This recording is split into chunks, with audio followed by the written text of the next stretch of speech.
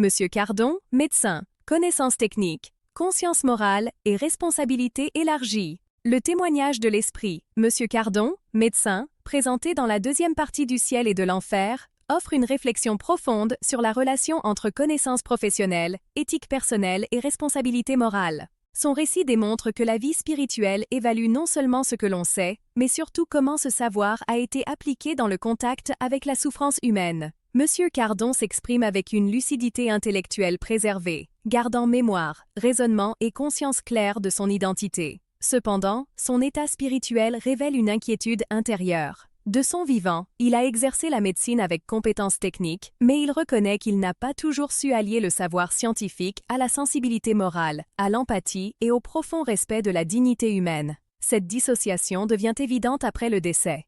La psychologie profonde moderne aide à comprendre cet état. Les professions qui traitent directement de la douleur des autres peuvent conduire au développement de défenses émotionnelles, comme le détachement affectif. Lorsque ce détachement dépasse la limite de la protection saine et se transforme en froideur ou indifférence, un conflit interne se crée qui, tôt ou tard, émerge à la conscience.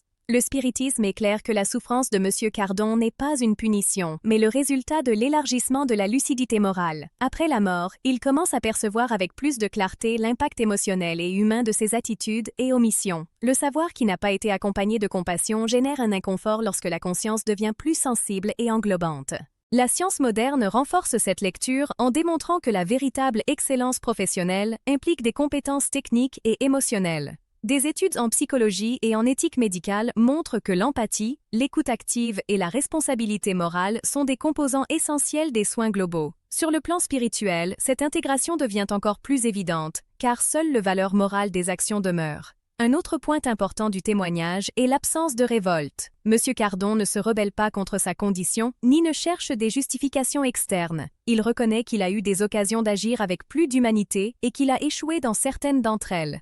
Cette acceptation consciente est le premier pas vers le progrès spirituel, car elle rompt avec le déni et ouvre la voie à l'apprentissage. Le spiritisme montre que plus la connaissance est grande, plus la responsabilité l'est aussi. La perfection n'est pas exigée, mais la cohérence l'est. La souffrance apparaît lorsqu'il y a une distance entre ce que l'on sait et ce que l'on vit. À mesure que cette distance est reconnue et travaillée, la conscience commence à se réorganiser. Le récit de M. Cardon enseigne également que l'erreur n'interrompt pas l'évolution. Au contraire, lorsqu'elle est reconnue avec humilité, elle se transforme en source d'apprentissage. La vie spirituelle ne condamne pas le savoir, mais invite à le mettre au service du bien, de l'empathie et de l'élévation morale. Ce témoignage est particulièrement actuel dans une société marquée par de grands progrès techniques. Il nous rappelle que le véritable progrès humain ne réside pas seulement dans le fait de faire plus ou de savoir plus, mais dans le fait d'être meilleur, en utilisant la connaissance comme instrument de soin, de respect et de responsabilité. Monsieur Cardon nous enseigne que la conscience professionnelle perdure au-delà de la vie physique. Chaque geste d'humanité ou d'indifférence laisse des marques réelles dans la conscience. Se préparer à la vie future, c'est apprendre à intégrer compétence et compassion dans le présent. Si ce témoignage vous a aidé à réfléchir sur l'éthique, la responsabilité et l'utilisation consciente des connaissances, aimez, partagez et laissez votre commentaire. Votre participation aide ce message à atteindre plus de personnes.